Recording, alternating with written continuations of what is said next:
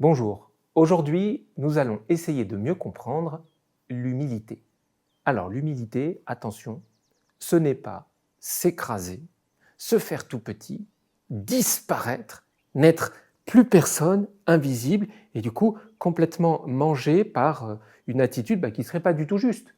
Puisque Dieu m'a donné ce que je suis, il m'a fait, il m'a offert au monde, on pourrait dire, c'est-à-dire non seulement il m'a fait, il m'a donné à moi, mais moi, il m'a offert au monde, il faut que j'en fasse quelque chose. Donc l'humilité, ça va être en fait la juste position, être comme il faut, positionné là où on m'attend, avec les qualités qui sont les miennes. Donc en fait l'humilité, ça va être de prendre ma part, d'être actif selon ce que je suis et mon caractère. Descendons un peu dans plus de détails. L'humilité, en fait, est un mot associé à l'humus. Je ne sais pas si ça vous dit quelque chose, l'humus, c'est en général la décomposition des feuilles qu'il y a dans la forêt. Quel que soit le type de forêt, les feuilles tombent et petit à petit, elles forment de l'humus. En fait, ça veut dire de la terre.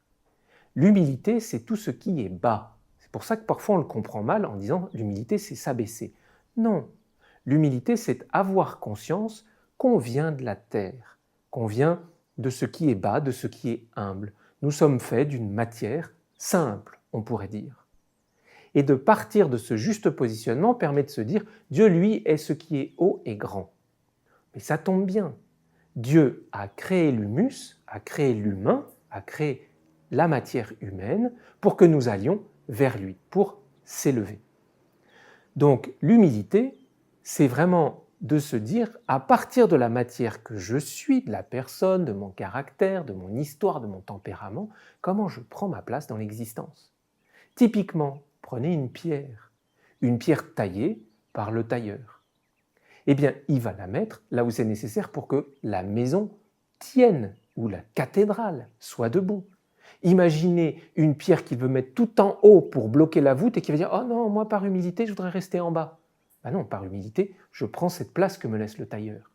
Donc l'humilité, ça va être de se glisser au bon endroit, à l'image de chaque organe du corps ou de chaque pierre, chaque brique dans une construction. Pour être humble, je pense que ça s'apprend. Il faut du temps et petit à petit descendre dans cette école de l'humilité. Mais ça demande de prendre la parole, d'avoir un avis, de réfléchir sur ce qui se passe autour de soi, de recevoir du coup la contradiction, de ne pas être d'accord, de débattre, d'aller de l'avant aussi, de manifester de l'élan, d'avoir confiance en soi aussi, de reconnaître ses qualités, de reconnaître ses défauts. L'humilité va demander cette école de vie, de vraiment recevoir ce que je suis. On pourrait dire de manière simple, être humble, c'est reconnaître ses talents. Mais attention s'il vous plaît avec le mot talent. Le mot talent, souvent, on l'utilise en mode « Ah, un talent c'est quoi ? Ah bah c'est ce qu'a l'autre et que moi j'ai pas. Il sait jouer de la guitare, pas moi. Il sait filmer, pas moi. Il est bon en dessin, pas moi. » C'est pas ça le talent.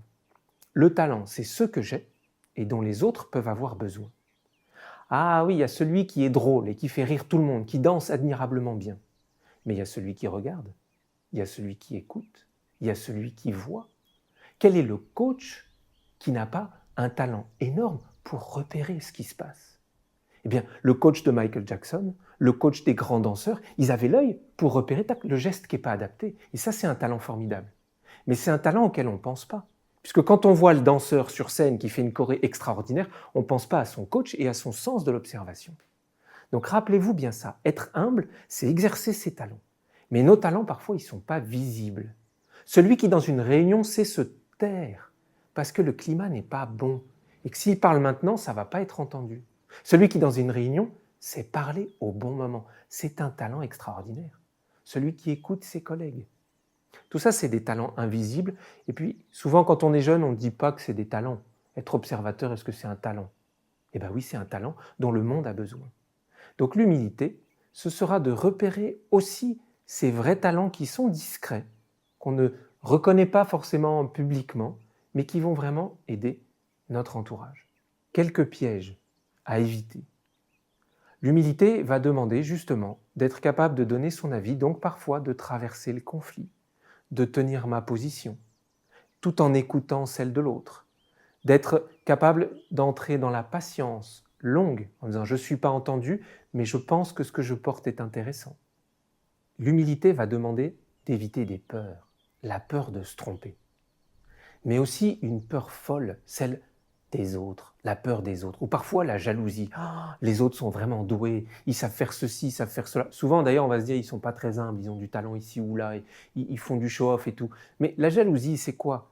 C'est moi j'aimerais avoir leur talent, alors qu'en fait je pourrais être dans la louange, dire waouh, quelle chance on a dans l'église que lui il ait tel talent, il sait chanter, ben moi j'aime le suivre.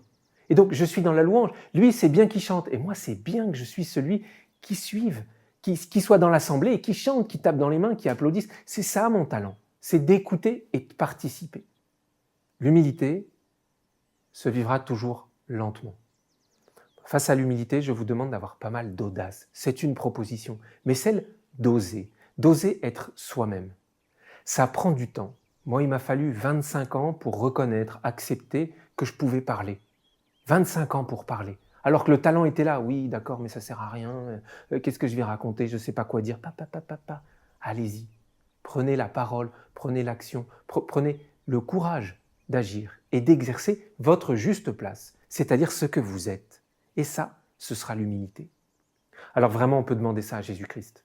Lui, il a été fort, parce qu'il était super balèze, on pourrait dire, il était Dieu. Mais il est descendu dans l'humus, il a pris un corps humain, et en fait, il a agi à partir de cette simplicité-là.